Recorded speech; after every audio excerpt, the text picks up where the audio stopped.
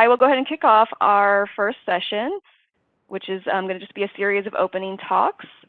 Our first presenter will be Erica Jawin, who is going to discuss the Land Missions for Lunar Science Workshop report. And Erica, I will hand it over to you whenever you are ready. All right. Can you hear me, Ryan? Yes. Great.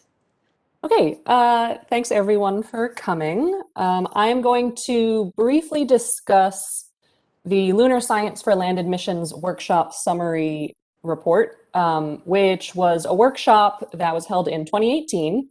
And Ryan, Sarah, Jim Crowell, and myself were invited to be the early career representatives and note takers. And as part of that, we produced this the summary of the workshop, the major findings of the workshop. And this has been published in a manuscript that I have a link for that in the last slide. So if anyone has any trouble finding that, feel free to reach out, email me or put a comment in the chat or whatever. So the goal of this workshop was to produce a set of high priority landing site targets for near-term lunar missions, kind of just like what we're doing today. And these locations were generated by the lunar science community and were intended primarily, but not exclusively, for commercial companies interested in pursuing scientific missions to the lunar surface. And so to add a site to this list, people were invited to submit abstracts to this workshop. And we requested that those sites had some sort of connection to a series of guiding documents. And next slide, please, Ryan. And there were several documents included here. The first one was the SCEM report, the Scientific Context for the Exploration of the Moon. And this was 8 major science questions or themes, such as the bombardment history, lunar interior, crustal rocks, volatile flux, et cetera, et cetera. And that came out in 2007. 10 years later, in 2017, the ASM SAT report, the Advancing Science of the Moon report, came out to basically assess how those 8 science themes had been addressed in the last 10 years. And all of them are still, or were still relevant in 2017, still relevant today. And the ASM SAT also added 3 new themes to that list: the lunar water cycle, the origin of the moon, and lunar tectonism and seismicity. Next slide, please.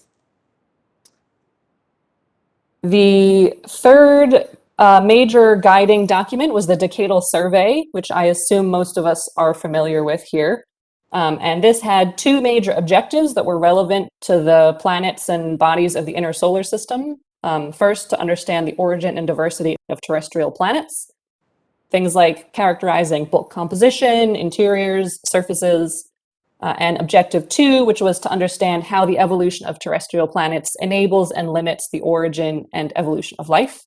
So that was things like composition and distribution of volatiles, internal processes and external processes, and how those affect habitability. So those were all the science documents. Next slide, please. We also had one sort of engineering and exploration guiding document, which is a list of strategic knowledge gaps, or SKGs.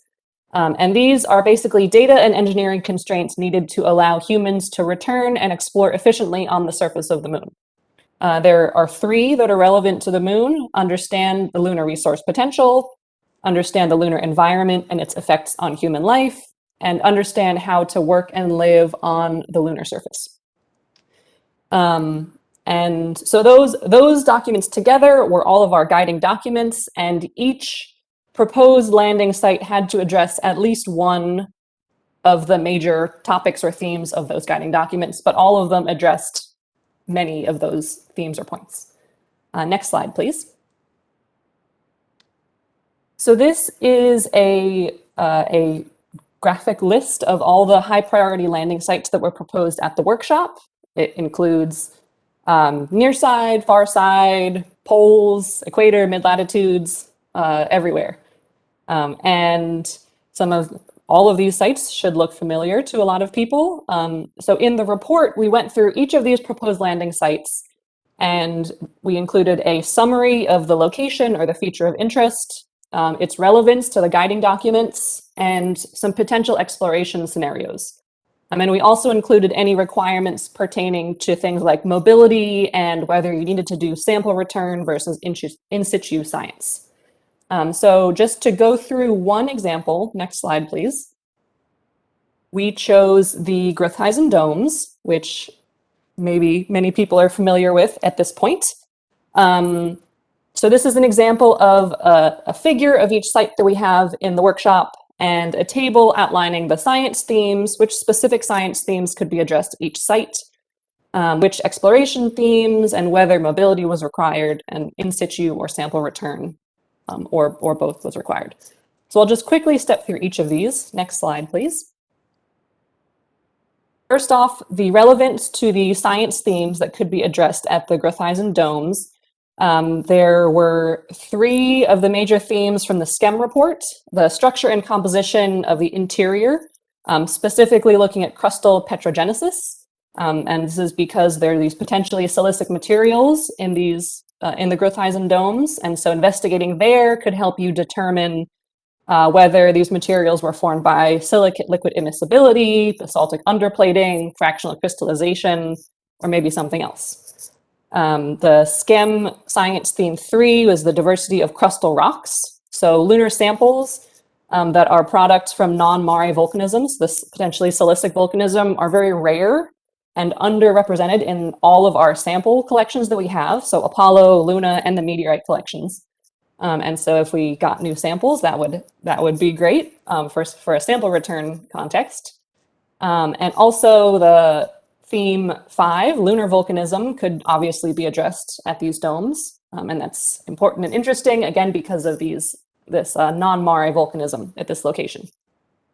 And then the ASM SAT theme 1, relating to the lunar water cycle, could be addressed here because there could be volatiles present in these volcanic materials. And we don't know if they're there, but if there are or if there aren't, that's interesting either way.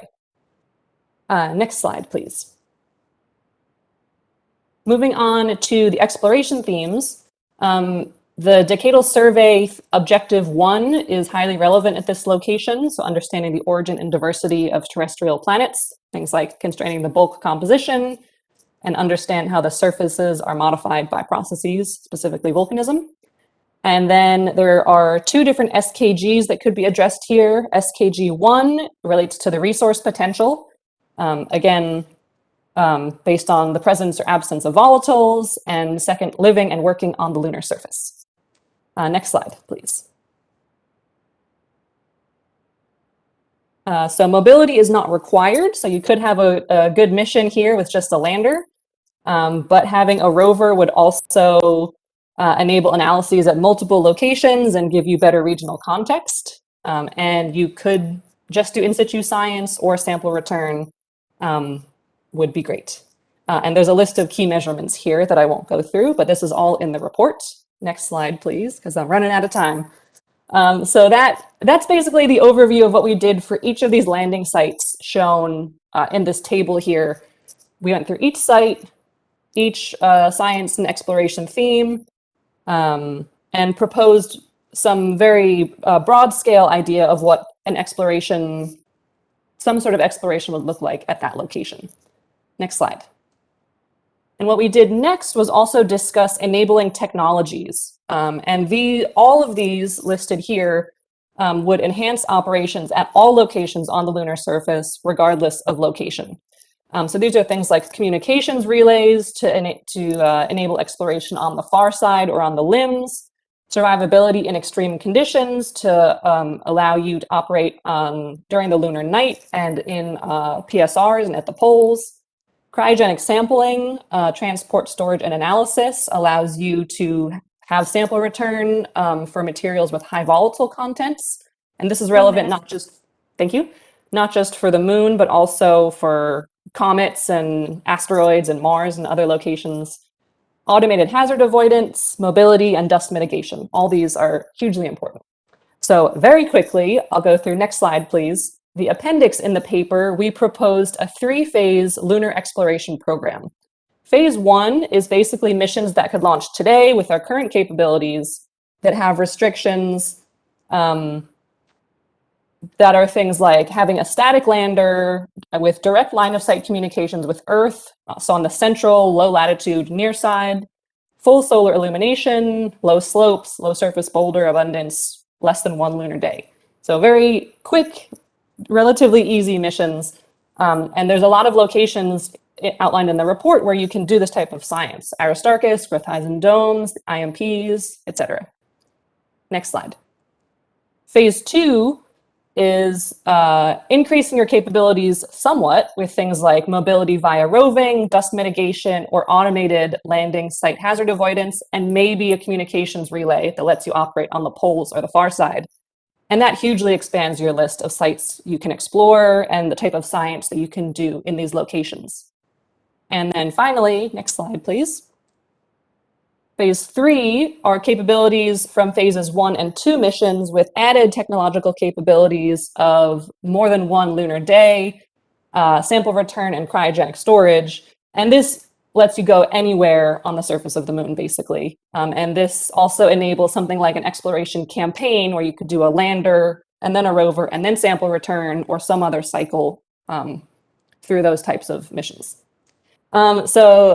Next slide is my conclusion slide. I won't read the whole thing, but here's a link to the article. I think it was also put in the chat, and feel free to email me with any questions. Thanks. Thanks, Erica. That was really, really informative. We don't have time for questions, so yeah, put them in the chat or email Erica, and then we will move on now.